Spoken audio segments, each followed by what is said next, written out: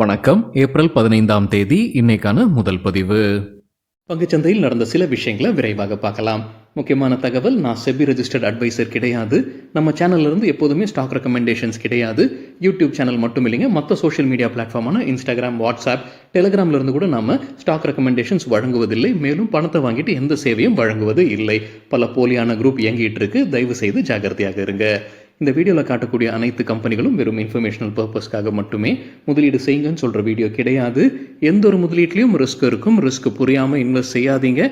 Risk புரியலன்னா தயவு செய்து இன்வெஸ்ட்மெண்ட்டை தவிர்த்துருங்க. நம்ம ருபி டிரைவர் சேனலை ஆதரிக்கிற அனைத்து நல்ல உள்ளங்களுக்கும் நன்றி. சில இண்டிவிஜுவல் ஸ்டாக்ஸ் மற்றும் செய்திகள் விரைவாக பார்க்கலாம். சனிக்கிழமை வீடியோவில் நம்ம ஒரு செய்தி பார்த்துருந்தோங்க. ஈரான் இஸ்ரேல் மீது தாக்குதல் நடத்துவதற்கான வாய்ப்பு இருக்குன்னு அமெரிக்கா எச்சரிக்கை விடுத்திருந்தாங்க. அது போலவே இப்போ ஈரான் இஸ்ரேல் மீது தாக்குதல் நடத்தியிருக்கிறாங்கன்னு என்டிடிவிலேருந்து கிடைத்த தகவல். அவங்க ட்ரோன்ஸ் மற்றும் ஏவுகணை வழியாக இந்த தாக்குதலை நடத்தியிருக்கிறாங்க. இப்போ அமெரிக்காவும் சேருவாங்களா? இப்போ இஸ்ரேலுக்கு சார்பாக அமெரிக்கா ஈரான் மீது தாக்குதல் நடத்துவாங்களான்ற கேள்வி எழும்பியிருக்கு. அதற்கு யுஎஸ்ஏ உடைய அதிபர் பதில் கொடுத்திருக்கிறாரு. அவர் இஸ்ரேலுக்கு சாதகமாக ஈரான் மீது தாக்குதல் நடத்த போவதில்லை அப்படின்னு சொல்லியிருக்கிறார்னு பத்திரிகையிலிருந்து கிடைத்த தகவல். ஈரான் இஸ்ரேல் பிரச்சனை காரணமாக விமான கட்டண விலை உயர்வதற்கான வாய்ப்பு இருக்குன்னு மணி கண்ட்ரோலில் தகவல் சொல்லியிருக்கிறாங்க. ஏன்னா ஃப்ளைட்ஸ் புது ரூட் வழியாக போகணும் அப்படின்னு முடிவு எடுத்திருக்கிறாங்க. ஈரான் இஸ்ரேல் மீது பறக்க முடியாது. அதனால அவங்க புது ரூட் எடுக்கிறதுனால சுற்றி போக வேண்டியது இருக்கு. அதனால கட்டண விலை உயர்வதற்கான வாய்ப்பு இருக்குன்னு மணி கண்ட்ரோலில் தகவல் வெளியாகி இருக்கு. 17 இந்தியர்கள் கொண்ட ஒரு கப்பலை ஈரான் கையகப்படுத்தி இருக்கிறாங்க, சீஸ் பண்ணியிருப்பதாக என்டிடிவிலிருந்து கிடைத்த தகவல். அண்மையில் செய்தியில் இருந்த ஒரு நிறுவனம் தான் மேகா இன்ஜினியரிங். அதிகபட்சமாக எலக்டோரல் பாண்ட்ஸ் வாங்கின ஒரு கம்பெனி மேகா இன்ஜினியரிங். அவங்க மீது இப்போ வழக்கு பதிவு செய்திருக்கிறாங்க. சிபிஐ எஃப்ஐஆர் பதிவு செய்திருக்கிறாங்க. என்ன குற்றச்சாட்டு? அவங்க மீது மட்டும் இல்லைங்க, ஸ்டீல் மினிஸ்ட்ரியை சார்ந்த 8 ஊழியர்கள் மீதும் அவங்க வழக்கு பதிவு செய்திருக்கிறாங்க. என்ன குற்றச்சாட்டு? ஊழல் குற்றச்சாட்டு. 315 கோடி ரூபாய் ஊழல் நடந்திருக்கின்ற குற்றச்சாட்டு நமக்கு தகவல் கிடைத்தது மணி கண்ட்ரோல்ல இருந்து. 74 லட்சம் ரூபாய் கிட்டத்தட்ட அந்த அதிகாரிகள், ஸ்டீல் மினிஸ்ட்ரியை சார்ந்த 8 அதிகாரிகள் லஞ்சம் வாங்கியிருக்கிறாங்க அப்படின்ற குற்றச்சாட்டு. வெள்ளிக்கிழமை ஃபாரின் போர்ட்ஃபோலியோ இன்வெஸ்டர்ஸ் நெட் செல்லர்ஸா இருந்திருக்கிறாங்க. 8027 கோடி ரூபாய்க்கு விற்பனை நடத்தியிருக்கிறாங்க. அதற்கு என்ன காரணம்? எக்கனாமிக் டைம்ஸ்ல சொல்லியிருக்கிறாங்கன்னா, இந்தியா மொரீஷியஸ் இடையே இருக்கக்கூடிய வரி ஒப்பந்தத்தில் மாற்றம் வருவதற்கான வாய்ப்பு இருக்கு. ஒரு தெளிவு வராத வரைக்கும் நியர் டேர்முக்கு இந்த குழப்பம் இருக்கும். அதனால எஃபிஐ விற்பனை செய்திருக்கிறாங்க வெள்ளிக்கிழமை. இது ஒரு நியர் டேர்முக்கு இந்த பிரச்சனை இருக்கும்ன்ற அப்டேட் கொடுத்திருக்காங்க எக்கனாமிக் டைம்ஸ் செய்தியில். ஜான்சன் அண்ட் ஜான்சன் நிறுவனத்துடைய குழந்தைகளுக்கான இருமல் மருந்தை சவுத் ஆப்பிரிக்கன் அரசு திரும்ப பெறுவதாக சிஎன்பிசி டிவி 8 கிடைத்த தகவல். அதில் நச்சுத்தன்மை அதிகமாக இருக்கின்றதை கண்டறிஞ்சிருக்கிறாங்க. இதன் காரணமாகவே அவங்க திரும்ப பெறுவதாக சொல்லியிருக்கிறாங்க சிஎன்பிசி டிவி 18ல. இந்திய அரசு இ-காமர்ஸ் வெப்சைட்ஸுக்கு எல்லாமே ஒரு ஆர்டர் பாஸ் பண்ணியிருக்கிறாங்க. போன்வீட்டா உட்பட பல பானங்கள் ஹெல்த் ட்ரிங்காக அவங்க விளம்பரம் செய்யக்கூடாது அல்லது ஹெல்த் ட்ரிங்க்ஸ்ன்ற கேட்டகரியில் விற்பனை செய்யக்கூடாதுன்ற ஆர்டரை இந்திய அரசு பாஸ் பண்ணியிருப்பதாக சிஎன்பிசி டிவி 18லேருந்து கிடைத்த தகவல். யூக் டெக்கர் ரைட்ஸ் இஷ்யூக்கான அப்டேட் வெளியிட்டிருக்கிறாங்க. ரைட்ஸ் இஷ்யூ வழியாக கிட்டத்தட்ட 4 கோடி ரூபாய் ஃபண்ட் ரைசிங் பண்ணுறதுக்கான முயற்சி. ரைட்ஸ் இஷ்யூக்கான ஷேருக்கு விலை நிர்ணயித்திருப்பது 10 ரூபாய். முந்தின க்ளோசிங்லேருந்து ஒப்பிட்டு பார்க்கும்போது 85% தள்ளுபடி டிஸ்கவுண்ட்டில் விலையை நிர்ணயித்திருக்கிறாங்க. அதற்கான ரெக்கார்ட் டேட் ஏப்ரல் 19ஆம் தேதி. ரைட்ஸ் என்டைட்டில்மெண்ட் ரேஷியோ, எவ்வளவு ரைட்ஸ் என்டைட்டில்மெண்ட் கொடுக்குறாங்க? ஒரு ரைட்ஸ் என்டைட்டில்மெண்ட் கொடுக்குறாங்க. 2 ஷேர்ஸ் வைத்திருந்தால் ரெக்கார்ட் டேட் படி. எப்போ ரைட்ஸ் இஷ்யூ ஓப்பன் ஆகுது? மே 7ஆம் தேதி. எப்போ முடிவுக்கு வருது? மே 28ஆம் தேதி. ரைட்ஸ் இஷ்யூ என்ன அப்படின்னு நம்ம வேறொரு வீடியோவில் டீட்டெயில்டாக பேசியிருக்கோம். அந்த வீடியோட லிங்க் இந்த வீடியோட டிஸ்கிரிப்ஷனில் இருக்கு. பெரும்பாலும் எக்ஸிஸ்டிங் ஷேர் ஹோல்டர்ஸ்க்கு குறைஞ்ச விலைக்கு ஷேர்ஸை வழங்குவாங்க கம்பெனி ரைட்ஸ் இஷ்யூ வழியாக.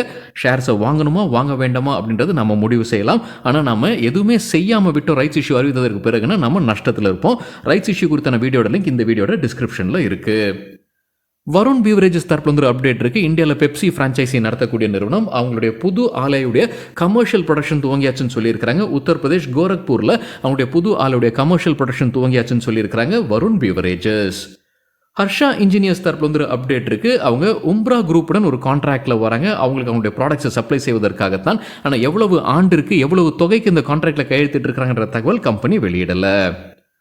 இன்ஜினியர்ஸ் இந்தியா குறித்து மணி கண்ட்ரோல்லேருந்து கிடைத்த தகவல். அவங்க டிடெக்ட் டெக்னாலஜிஸுடன் ஒரு ஒப்பந்தத்தில் வராங்க. எதற்காக? கட்டுமான இடங்களை கண்காணிப்பதற்காக ஏஐ வழியாக அவங்க சொல்யூஷன்ஸ் வழங்க போகிறதாக சொல்லியிருக்கிறாங்க இந்தியா மற்றும் வெளிநாட்டில். ஆசியானா ஹவுசிங் குறித்து என்டிடிவி ப்ராஃபிட்லேருந்து கிடைத்த ஒரு தகவல். குருகிராமில் அவங்களுடைய புது லக்ஸரி ப்ராஜெக்டை அறிமுகம் செய்திருக்கிறாங்க.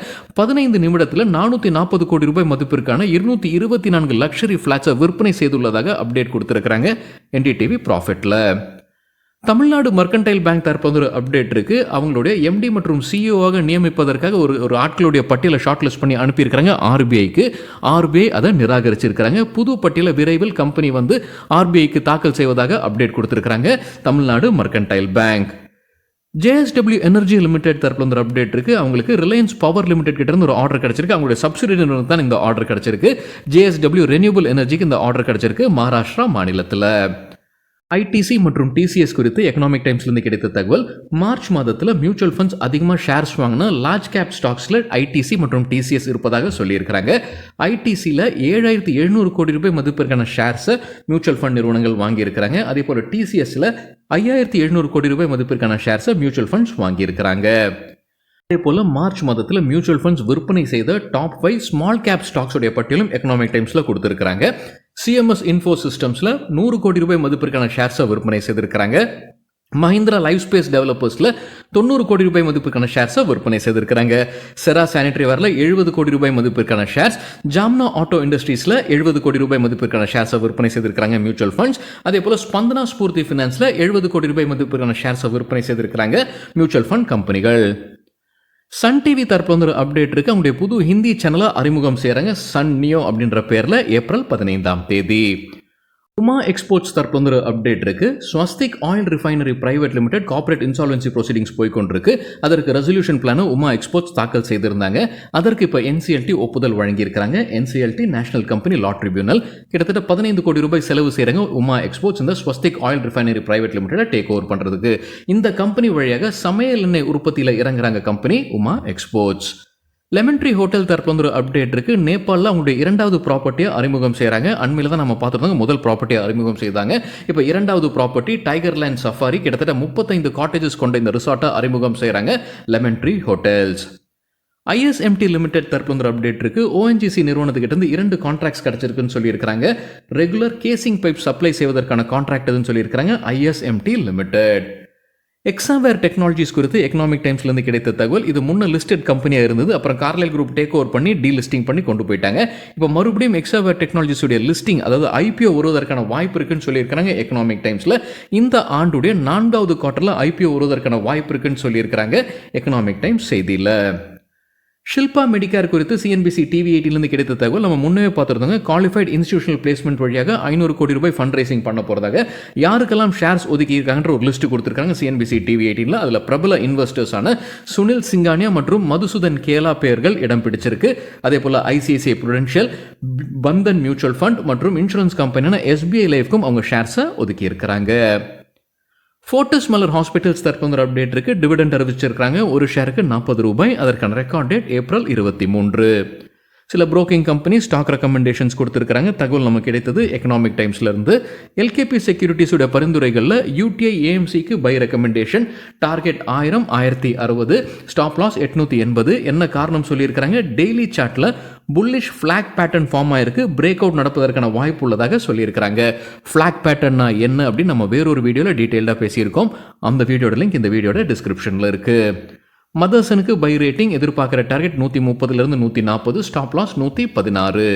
செயிலுக்கு பை ரேட்டிங் எதிர்பார்க்குற டார்கெட் 170 185, ஸ்டாப் லாஸ் 140. பொனான்சா போர்ட்ஃபோலியோட ரெக்கமெண்டேஷன்ஸில் ISGC ஹெவி இன்ஜினியரிங்க்கு பை ரேட்டிங் எதிர்பார்க்குற டார்கெட் 1010, ஸ்டாப் லாஸ் 955. IRCTCக்கு buy recommendation target 1090, stop loss 1042. சரிங்க, இதுதான் சில விஷயங்கள் என்னுடைய பார்வைக்கு எட்டியது. நன்றி, வணக்கம்.